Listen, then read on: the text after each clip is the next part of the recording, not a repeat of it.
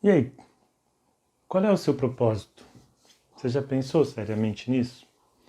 Esse é um tema muito falado hoje em dia pelos gurus, coachings, palestrantes, treinadores. Eu prefiro tomar um certo cuidado quando falo desse tema, embora reconheça que ele realmente é importante, mas para que ele não se torne mais uma fonte de angústia, de ansiedade, em vez de ajudar. Sabe, que nem pressiona o jovem para saber que profissão ele vai seguir, que carreira, que vestibular lá, desde do jardim da infância já ficam falando desse assunto.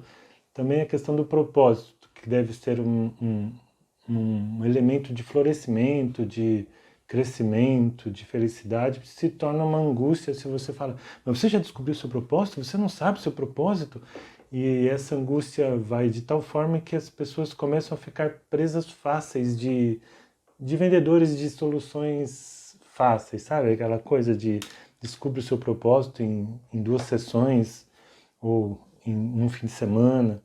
Eu digo para vocês que isso não é impossível, mas é bem improvável. Para muitas pessoas, identificar seu propósito, descobrir seu propósito, às vezes é um trabalho de uma vida ou de grande parte de uma vida. E isso não desmerece em nada, porque a gente aprende enquanto vive, enquanto tenta, enquanto experimenta. É o que nós estamos tentando falar desde o início aqui.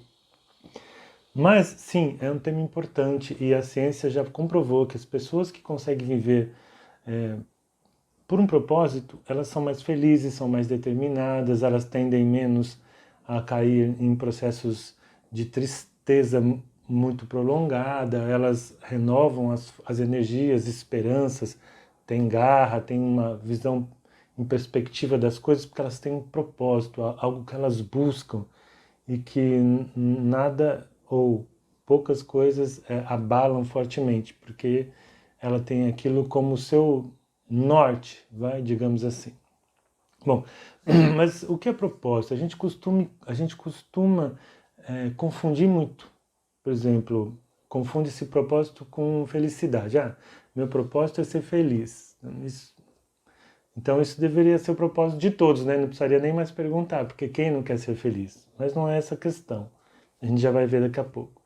Ou a gente confunde propósito com metas. Ah, meu propósito é conseguir a minha independência financeira. Não, isso é uma meta, não é um propósito. Ou a gente confunde propósito com vocação. Ah, eu conto histórias muito bem, então meu propósito é viver isso, é contar histórias através dos meus escritos, por exemplo. Né? Então é escrever, me tornar um grande escritor. O que é parecido com habilidade, que também é outra confusão. Eu confundo propósito com vocação ou com habilidade. Eu escrevo muito bem, eu falo muito bem, então meu propósito é ser um grande comunicador, um grande escritor, como um grande contador de história. Então, na verdade, não é nada disso. Nesse caso, nós estamos falando de talento. É importante a gente diferenciar o que é talento, o que é propósito. Então, quando eu falo de talentos, o recursos, né, é aquilo tudo que a gente veio falando até aqui, né? O meu perfil, as inteligências que eu tenho mais desenvolvidas, as minhas forças de caráter, né? Então, aquilo que eu trago como talento. Isso é talento. Agora, propósito é aplicar esses talentos em prol de uma causa maior do que eu mesmo, né? Não é uma coisa egoísta. O propósito nunca é algo egoísta, nunca é algo só para mim, senão não é propósito. O propósito transcende. E eu gosto muito de uma frase que diz que, de uma ideia que diz que o propósito tem mais a ver com o que você vai dar, não com o que você vai conquistar. Então, quando eu falo de propósito, eu estou falando em algo que, que tem a ver com contribuição, com o que eu pretendo oferecer para essa minha vida. E é importante, né? Até agora nós levantamos a bola aí dos jovens, falando de singularidade, falando de vulnerabilidade, de abraçar a própria história, de você ser quem você é. Agora a gente começa a entrar fazendo uma mudança aí de patamar, de modelo mental, em que, ok, eu já percebi e estou consciente de que uma parte do meu processo se faz através da diferenciação, investindo em saber quem eu sou, investindo nas minhas forças, nos meus talentos, me diferenciando, me tornando singular, me tornando único nesse aspecto. Mas há um outro eixo desse processo evolutivo que é o da integração, que é então eu em contato com o outro, eu em contato com o mundo, eu em contato com o coletivo, né? E uma coisa alimenta a outra, porque nesse processo de crescer no coletivo, de lutar por objetivos coletivos, de causas, de contribuir com esse mundo, eu também me conheço melhor. É uma dinâmica dialética, a gente fala, né? Eu me conheço melhor e atuo mais conscientemente, conforme eu atuo e as respostas que eu tenho que dar para as coisas que eu faço, mais eu me conheço. O espelho, que as outras pessoas acabam sendo um espelho para mim, me fazem também me conhecer melhor, então eu cresço como pessoa e cresço também como um agente de transformação do coletivo. Bom, além disso, o propósito, quando você identifica assim, algo maior a que você quer se dedicar, ele é uma fonte realmente de felicidade, né? Ele traz emoções positivas, porque nesse trabalho você acaba tendo muitas emoções. Você tem orgulho de você mesmo, você tem esperança, você tem alegrias, você desenvolve e aplica, vivencia o amor e tantas outras emoções, a esperança, tantas outras emoções positivas. Ao mesmo tempo, você cria relacionamentos, né? Você cria uma rede de pessoas que sentem, que pensam, que desejam como você acaba se envolvendo naquilo, você se engaja, se ocupa com algo que te dá muita energia boa, você encontra um sentido, né, no esforço que você faz e você acaba deixando um legado. Então, a felicidade em si não é o propósito, mas é uma consequência da vida iluminada por um senso de propósito. Isso que eu acho legal. E se a gente voltar a Sabrina, ela serve de novo de exemplo. Uma outra Sabrina, uma Sabrina que pode ser eu, pode ser você, uma Sabrina que quando jovem já gostava muito de escrever, todo mundo elogiava o jeito que ela escrevia, então ela queria ser escritora. Mas quando chegou a época do vestibular, ela tentou uma, duas vezes, mas a questão é que o jornalismo estava passando por uma fase difícil, não estava tendo muito mercado para o jornalista, então, seguindo conselhos de outros, ela resolveu fazer direito.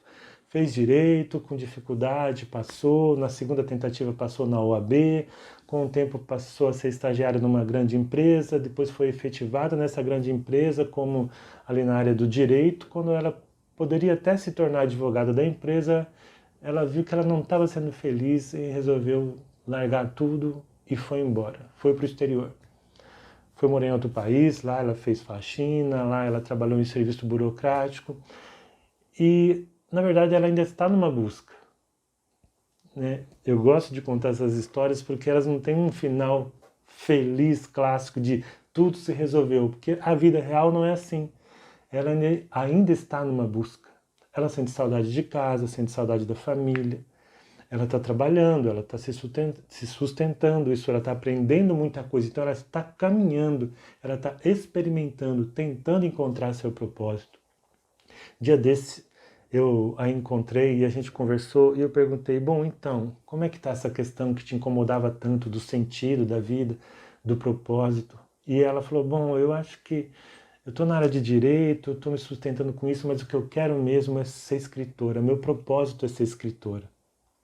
Percebam? Mais uma vez, estava confundindo propósito com talento, com vocação, com habilidade. E então, como eu já tinha feito um treinamento sobre isso com alguns jovens, eu usei a pergunta-chave. Ok, você quer ser escritora, mas você já pensou para que você quer ser escritora? Para que você quer ser escritora? Para que você quer usar esse talento? E aí é que começa o caminho de identificação do propósito. Mas a gente vai falar sobre isso melhor nos próximos vídeos. Como é que eu descubro o meu propósito? Tem jeito? Vamos ver isso? Então espero você para esse bate-papo aqui que agora vai esquentar no próximo vídeo. Obrigado. Até a próxima.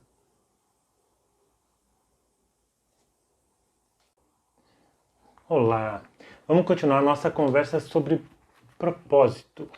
Estamos no capítulo aqui 4, que é justamente Busque pacientemente identificar seu propósito. Olha só que pacientemente é uma palavra-chave, né? Eu disse da outra vez que quem acaba buscando soluções fáceis, mágicas, acaba caindo aí em contos do vigário, digamos assim, comprando cursos que não tem nada a ver, fazendo treinamentos que prometem mundos e fundos, sendo que isso é um trabalho de tempo, de interiorização, de às vezes de uma vida, ou de grande parte de uma vida. Não quer dizer que os treinamentos não ajudem não, tá? Eu dou treinamentos também sobre isso, mas os treinamentos têm que indicar caminhos, dar dicas, indicar caminhos, provocar reflexão, e não dizer assim, não, em 3 dias eu faço você descobrir seu propósito, porque isso é conversa de vendedor, então cuidado, tá? Bom, e por que esse assunto do propósito, né, do sentido, tá tão na moda hoje, né? Tem pessoas mais antigas que até se incomodam com isso, né? Porque muito jovem diz, eu não sei se eu quero continuar nessa empresa, como eu contei ontem a história de uma Sabrina, né, que fez direito, passou na OAB, né, ou seja, conseguiu o mais difícil, entrou numa grande empresa e depois largou tudo para ir para fora do Brasil tentar outra coisa, porque ela não estava feliz, aquilo não estava batendo com o que ela acreditava que deveria ser o sentido da sua vida, um propósito na sua vida, propósito que ela ainda nem identificou direito, percebam? Então a nossa vida é assim, é desafiante mesmo, é assim que a gente cresce. Mas por que que hoje esse assunto está tão em voga, se antes não era, né? Bom, eu no livro eu uso para nos ajudar a entender isso a pirâmide de Maslow. Vou ver se eu consigo colocar aqui o desenho dela para vocês, mas Maslow, o Abraham Maslow, ele definiu uma pirâmide como uma representação das necessidades humanas que teriam uma escala, assim, que você tem que vencer uma para ir para outra. Isso hoje é questionado, se diz que não é tão assim, não é tão linear. Então, vamos encarar isso como algo, um modelo pedagógico, tá? Para a gente entender. Então, na base da pirâmide está lá as necessidades fisiológicas. A comida, a água, o ar, o alimento, o calor, os exercícios, aquilo que a gente precisa para viver. Tá? Subindo um degrau, vem a segurança. Segurança, estabilidade, saúde, abrigo, dinheiro, todos nós precisamos disso também. Então, a gente parte para o terceiro degrau, que é amor e pertencimento. Então, a gente tem necessidade de aceitação, de amizade, de sentir que a gente faz parte de um grupo, né? Quem não sente isso? Avançando, a gente passa para um degrau que é o da autoestima, que tem ali a ver com o reconhecimento, com a conquista do respeito, com você ter determinadas competências que te dão orgulho de você mesmo, né? Que te dão um acréscimo de autoestima, como diria Arnaldo Antunes. Depois a gente vai para o degrau que são as necessidades cognitivas. Você tem necessidade de compreender, de conhecer as coisas, de ampliar a sua visão de mundo e das coisas. A necessidade estética. Então o ser humano, depois que ele avançou tudo isso, então ele já procura beleza, ele procura a excelência, ele tem essa necessidade cada vez maior, conforme a pessoa vai evoluindo, de desfrutar da beleza, de contemplar essa beleza, de buscar também a excelência nas coisas que ele tem, que ele faz, que ele vive. Subindo mais um pouco, vem o degrau da autorrealização. Vou até ler aqui para vocês. Alcançar seu potencial pessoal, transformando seus potenciais em ações e deixar um legado. Então percebam que aqui já está muito vinculado ao propósito, né? Você utilizar seus potenciais, aplicar numa causa que você acredita, uma causa maior do que você, não é uma causa egoísta, é uma causa altruísta, e com isso acabar deixando um legado. Olha só, isso não está colocado como está colocado como uma necessidade. O ser humano tem necessidade disso, de sentir que a vida dele faz sentido, que ele é útil para alguém. E quando a pessoa acha que não, ela está muito, muito iludida. Ela está ouvindo mais o ego.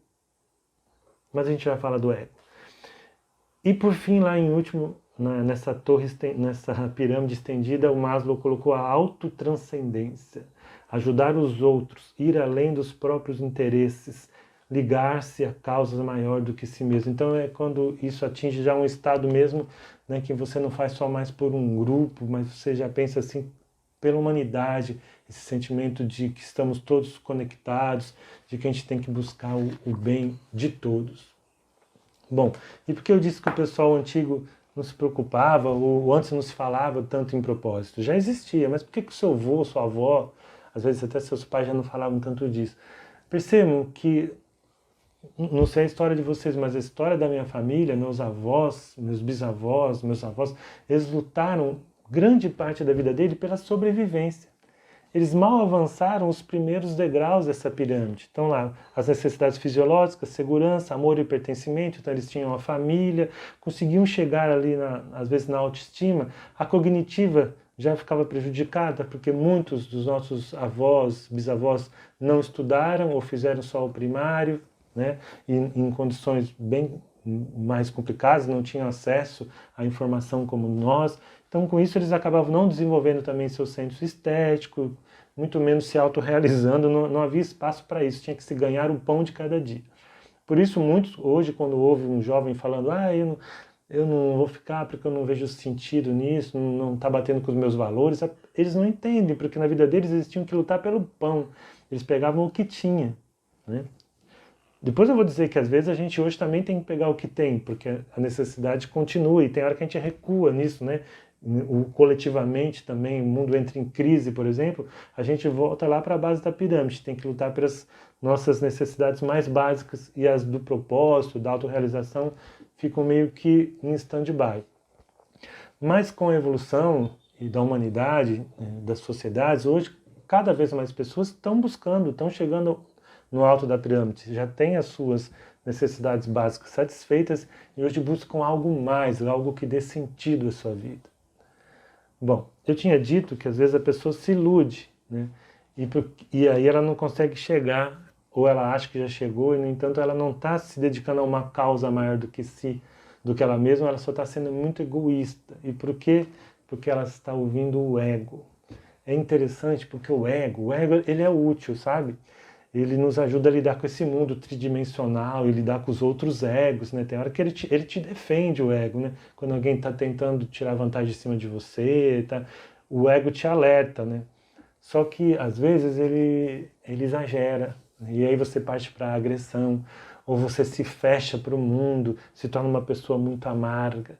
Então a gente tem que começar a buscar algo além do ego, a gente tem que transcender o ego e buscar o nosso, que aí cada um chama de um jeito, uns chamam de eu superior, a nossa essência, ou o nosso eu maior, uns chamam, ou self 2, que outros chamam de self 2, buscar o nosso lado essencial, o nosso lado sábio, sereno, que é capaz de transcender e que foi muito estudado aí pelos monges, pelos budistas, pelos tibetanos, pelos religiosos, mas que hoje está sendo estudado também pela ciência. Não sei se vocês já ouviram falar da teoria U,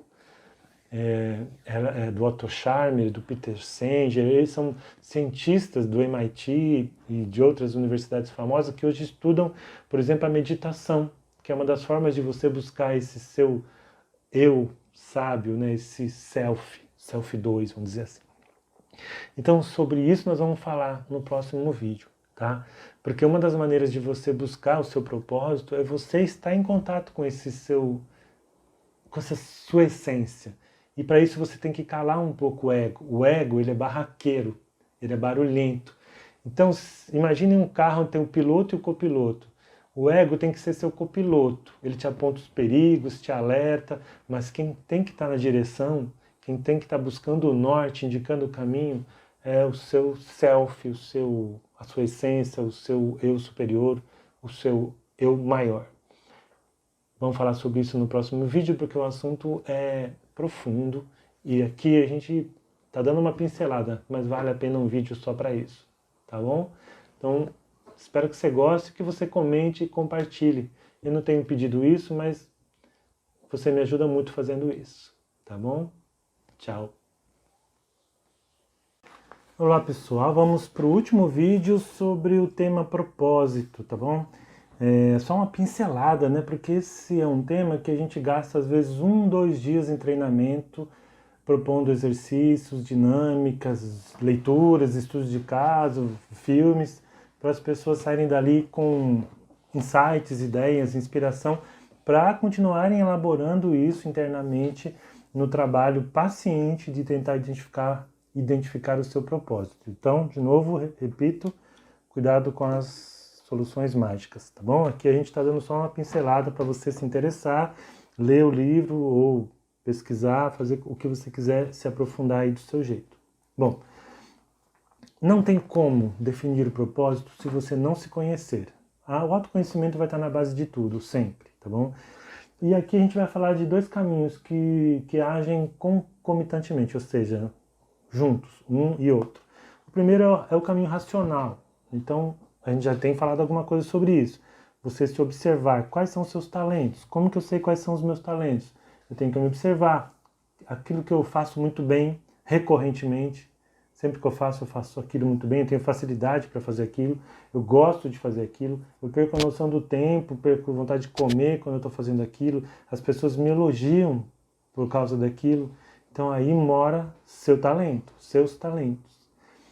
No campo dos valores, tá? Porque o seu propósito tem que estar sintonizado com aquilo que é valor para você. Então, o que te move? O que te faz sair da cama? O que te faz tomar uma atitude? O que te faz se posicionar? O que mexe com você? O que te inspira? Por exemplo, você vê uma injustiça, você já se levanta a mão, quer dar opinião, quer interceder, você não tolera que uma injustiça seja feita. Então, a justiça é um valor muito importante para você. Mas há muitos outros valores. Aliás, na internet você encontra relação de valores, né? Diversos tipos, né? De diversas fontes de relação de valores. Você pode ir lá fazer uma análise. Existem testes para isso, testes de perfil que também analisam os valores, mas vamos ficar por aqui para a gente não complicar. Então, talentos, valores, interesses. Quais são os seus interesses? Você tem que saber o que te interessa. Aquela história de eu tenho pressa, tanta coisa me interessa, eu tenho pressa, tanta coisa me interessa, mas nada tanto assim. Fica bom lá na música, lá do Kid Abelha. Mas com a gente, geralmente quando é assim, envolve falta de foco, envolve falta de autoconhecimento. Eu não sei, na verdade, o que me interessa, o que realmente eu quero, ou eu não me dedico, eu não foco tempo suficiente em algo que eu até me interesso, mas não me dedico tanto assim, então aquilo se perde. Então você tem que saber quais são os seus talentos, quais são os valores importantes para você, o que realmente te interessa. E isso é no caminho, usando a sua cabecinha, o seu raciocínio, se observando o que acontece, como você reage, o que as pessoas dizem sobre você, o que você mesmo diz sobre você. Tá, mas a razão ela não vai te dar todas as respostas.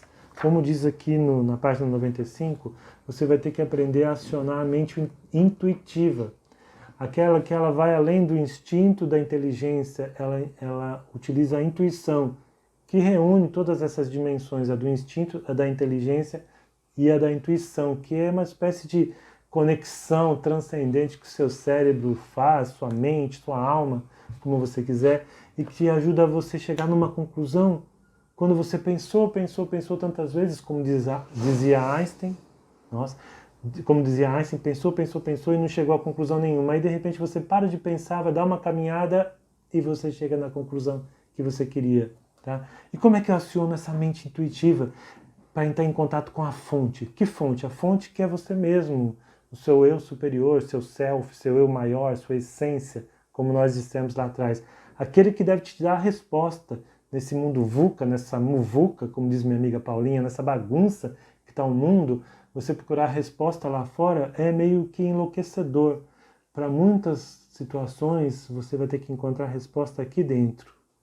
E não tem como fazer isso sem você entrar em contato com você mesmo, sem acionar essa mente intuitiva, sem entrar em contato com a fonte. Algumas dicas. Desligue os eletrônicos de tempos em tempos e durante as práticas de autoencontro. Então, gente, de tempo em tempo, desliga celular, televisão, computador, seja o que for que você coloque no seu ouvido, na frente dos seus olhos, desligue e fica você com você mesmo. A gente precisa provocar espaços de silêncio para que a gente possa ouvir o nosso self e não só o nosso ego, não só a nossa persona, a personagem que a gente criou, para que a gente entre em contato com a nossa essência. Cria uma hora do dia para fazer isso, ou um dia da semana, ou toda segunda de manhã é a segunda off.